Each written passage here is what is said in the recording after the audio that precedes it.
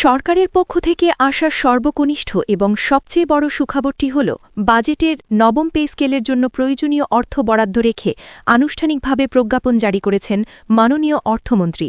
প্রিয় সরকারি চাকুরিজীবী ভাই ও বোনেরা, আজকের সকালের আপডেট নিউজে আপনাদের স্বাগতম। যারা আমাদের চ্যানেলে নতুন তারা এক্ষুনি চ্যানেলটি সাবস্ক্রাইব করুন।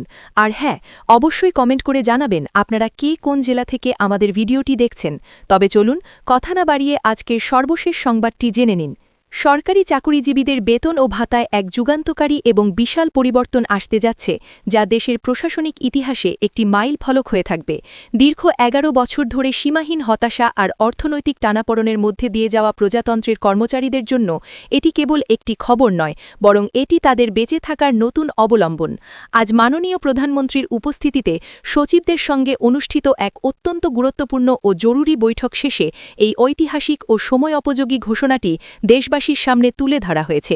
এই ঘোষণার মধ্য দিয়ে সারা দেশের আনাচে কানাচে ছড়িয়ে থাকা লাখ লাখ সরকারি কর্মকর্তা ও কর্মচারীর পরিবারে এক নতুন আশার আলো সঞ্চারিত হয়েছে।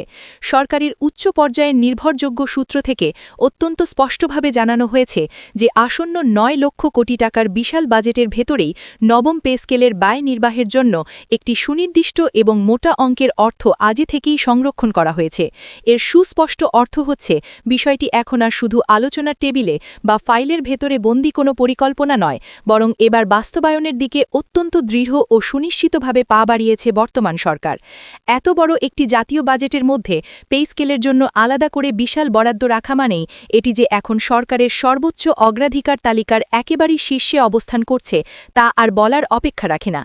নবম পে স্কেল নিয়ে গত বেশ কয়েক মাস ধরে সারা দেশে যেসব জল্পনা কল্পনা এবং আলোচনা চলছিল, তার মধ্যে সবচেয়ে গুরুত্বপূর্ণ ও কেন্দ্রবিন্দুতে থাকা বিষয়টি ছিল বেতন কাঠামোর সামগ্রিক এবং যৌক্তিক পরিবর্তন।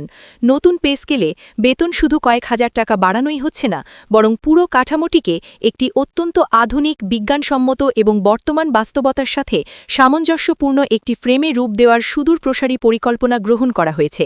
বর্তমান সময়ের লাগামহীন জীবনযাত্রার ব্যয়, আকাশ ছোঁয়া মূল্যস্ফীতি, নিত্য প্রয়োজনীয় দ্রব্যের অস্বাভাবিক দাম এবং সামগ্রিক বাজার পরিস্থিতি অত্যন্ত গভীরভাবে বিবেচনায় নিয়েই এই নতুন স্কেল তৈরি করা হচ্ছে বলে অর্থ মন্ত্রণালয়ের দায়িত্বশীল সূত্র নিশ্চিত করেছে।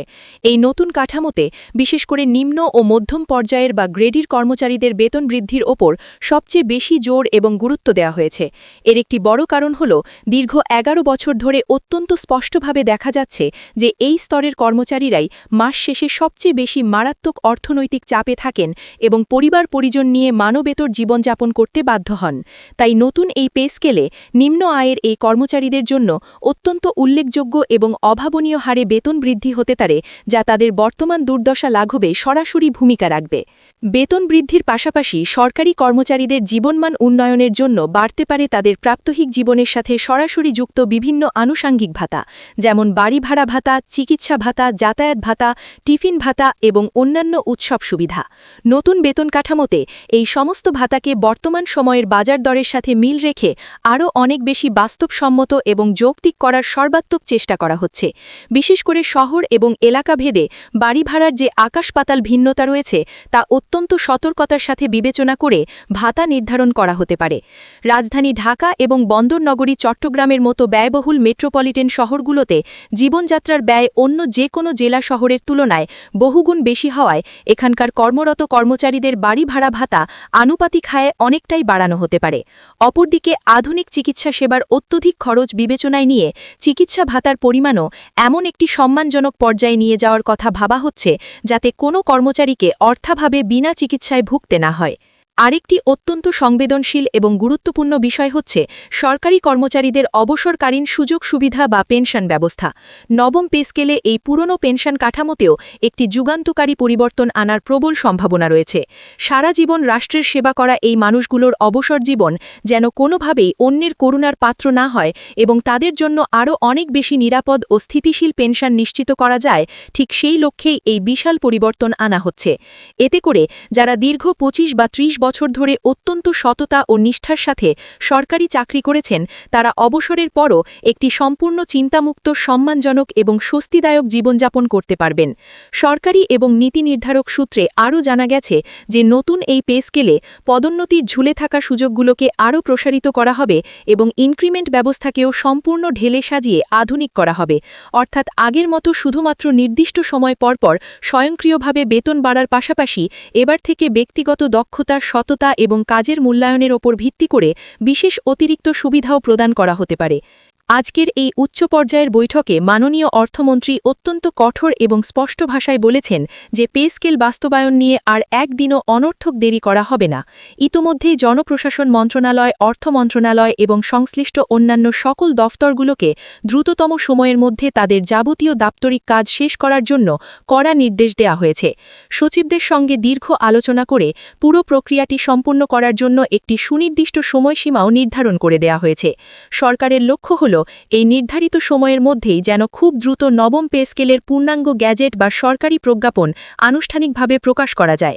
এত সব ঘোষণার পর সারা দেশের কর্মচারীদের মনে এখন সবচেয়ে বড় এবং প্রধান প্রশ্ন হচ্ছে ঠিক কবে থেকে এবং কোন মাস থেকে কার্যকর হবে এই বহুকাঙ্ক্ষিত নবম পে স্কেল।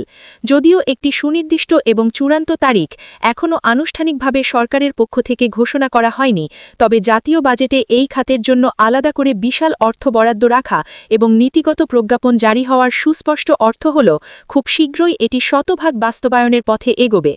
অর্থনীতিবিদ এবং বিশ্লেষকদের অনেকেই দৃঢ়ভাবে ধারণা করছেন যে আগামী অর্থবছরের একেবারে শুরু থেকেই অর্থাৎ জুলাই মাস থেকে এই নতুন বেতন কাঠামো কার্যকর হতে পারে।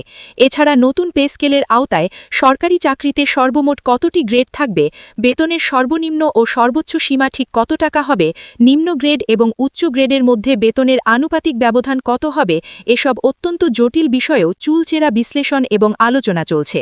আগের অষ্টম পে স্কেলের তুলনায় এবারের গ্রেড সংখ্যায় কিছুটা পরিবর্তন বা সমন্বয় আসতে পারে বলে অনেকেই জোরালো ধারণা করছেন, যাতে করে পুরো প্রশাসনিক কাঠামোটি আগের চেয়ে আরও অনেক বেশি সহজ, গতিশীল এবং কার্যকর হয়।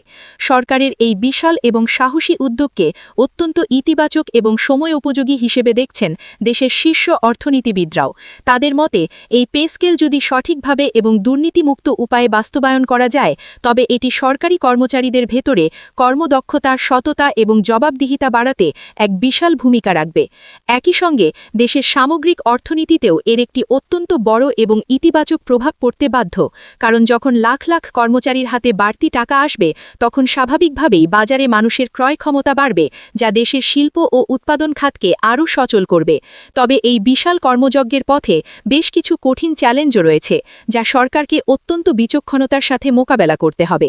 এত বড় পরিমাণ অর্থ যখন বেতন ভাতা খাতে বরাদ্দ দেওয়া হবে, তখন স্বাভাবিকভাবেই বাজেটের অন্যান্য খাতের ওপর এর একটি বিশাল চাপ তৈরি হতে পারে।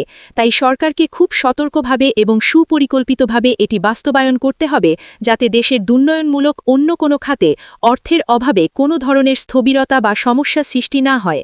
এই পুরো পে স্কেল বাস্তবায়ন প্রক্রিয়ার মধ্যে সবচেয়ে গুরুত্বপূর্ণ এবং আবশ্যকীয় বিষয় হচ্ছে চরম স্বচ্ছতা এবং দ্রুততা, কারণ দীর্ঘ 11 বছর ধরে শুধুমাত্র আশ্বাসের বাণী শুনতে শুনতে এবং অপেক্ষা করতে করতে অনেক সাধারণ কর্মচারী চরমভাবে হতাশ এবং মানসিক বিপর্যস্ত হয়ে পড়েছেন। তাই এবার যদি দ্রুততার সাথে এবং সম্পূর্ণ পরিষ্কারভাবে সবকিছুর সফল সমাপ্তি ঘটে, তাহলে রাষ্ট্রের প্রতি এই কর্মচারীদের আস্থা এবং বিশ্বাস আরও বহুগুণে বেড়ে যাবে। সব দিক গভীরভাবে বিবেচনা করে এবং সার্বিক পরিস্থিতি বিচার করে একথা নিঃসন্দেহে বলা যায় যে নবম পে স্কেল এখন শুধু কাগজে কলমে সীমাবদ্ধ কোনো স্বপ্ন বা পরিকল্পনা নয়, বরং এটি এখন পূর্ণাঙ্গ বাস্তবায়নের একেবারে দ্বারপ্রান্তে পৌঁছে গেছে। বিশাল বাজেটে এর জন্য অর্থ বরাদ্দ রাখা এবং উচ্চ পর্যায় থেকে প্রজ্ঞাপন জারি হওয়া, এই দুটি বড় এবং সাহসী পদক্ষেপই তার সবচেয়ে বড় এবং অকাট্য প্রমাণ। এখন সারা দেশের মানুষের এবং বিশেষ করে সরকারি কর্মচারীদের নজর একটাই, আর তা হল কবে আসবে সেই চূড়ান্ত ঘোষণা এবং কবে থেকে তাদের ব্যাংক অ্যাকাউন্টে জমা হবে নতুন বেতন কাঠামোর টাকা।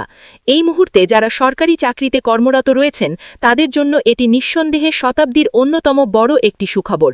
আর যারা বিশ্ববিদ্যালয় বিশ্ববিদ্যালয়গুলোতে পড়াশোনা শেষ করে ভবিষ্যতে সরকারি চাকরির রঙিন স্বপ্ন দেখছেন তাদের জন্য এটি একটি অত্যন্ত ইতিবাচক এবং উৎসাহব্যঞ্জক সংকেত।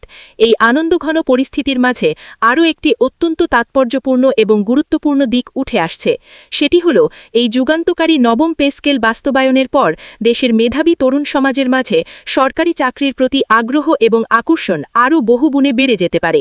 কারণ যখন কোনো পেশার বেতন কাঠামো অত্যন্ত আধুনিক, সম্মানজনক এবং অন্যান্য বেসরকারি খাতের তুলনায় প্রতিযোগিতামূলক হয়, তখন অতি স্বাভাবিকভাবেই দেশের সবচেয়ে মেধাবী এবং প্রতিভাবান তরুণরা সেই পেশার দিকে বা সরকারি চাকরির দিকে বেশি করে ঝুঁকে পড়ে।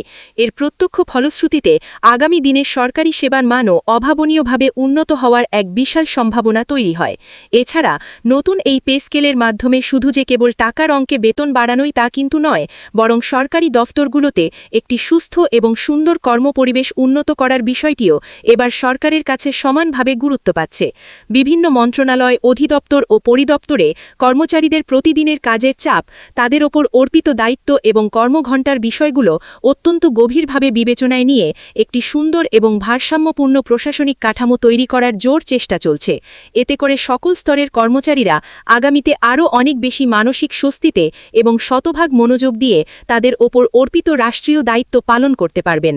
ভিডিওটি খুবই জরুরি, তাই দয়া করে সবার সাথে ভিডিওটি শেয়ার করতে ভুলবেন না। আর নতুন ভিডিও আপডেট পেতে এক্ষুনি চ্যানেলটি সাবস্ক্রাইব করুন।